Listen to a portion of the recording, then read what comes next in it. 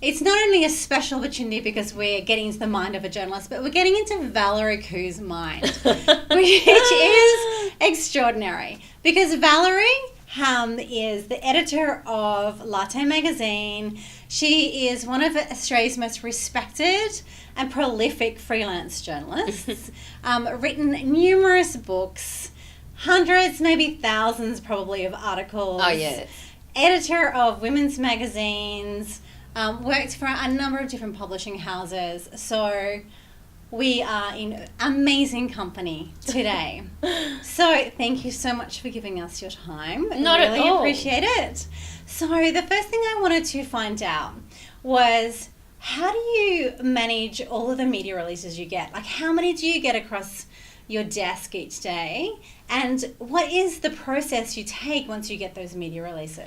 Okay, so I probably, every week or so, I reckon I would get 100 to 200 media releases sent to me. Mm-hmm. And, I used to get more, actually, particularly when you're working in-house in an organisation. But currently, I probably get about 100 to 200. I know some journalists that get way more than that. Yeah. And I think that when you are constantly being bombarded with media releases, you have to be quite ruthless, and you have to make quite a quick decision as to whether there's some meat there or a real story there, or whether it's just fluff or, like really just a non-starter. Yeah. So I pretty much have a quick read of it, or, I read the first 3 paragraphs properly, and I probably skim the rest. And it's, if the first 3 paragraphs don't make any sense, I do give them the benefit of the doubt, and I think maybe I'm just having a bad day and I just not reading it properly, I don't understand, so I'll read it again. If I read it again and a third time it really doesn't make sense, I just delete it. I don't try and decipher it, because I've given it a good shot. If it's not making sense, it's not making sense. But if it contains something that is the seed of an idea or really does have a strong angle, I will go to the next step, and I will think about whether that's going to fit into the stuff that I'm covering at the moment. Yeah. And I mean, I guess 1 to 200 media releases, that's a lot of time. Yeah. And to compete against so many media releases. So yours is, and news desks, they would get they would get more than that. Yeah, many more than that. To be able to get that cut through is so critical. Yeah. And in my mind, it's almost like a split decision. It's like, should I read this? I shouldn't. I'm too busy. Doesn't make sense. Spelling mistake. I'm just going to ignore it. Yeah.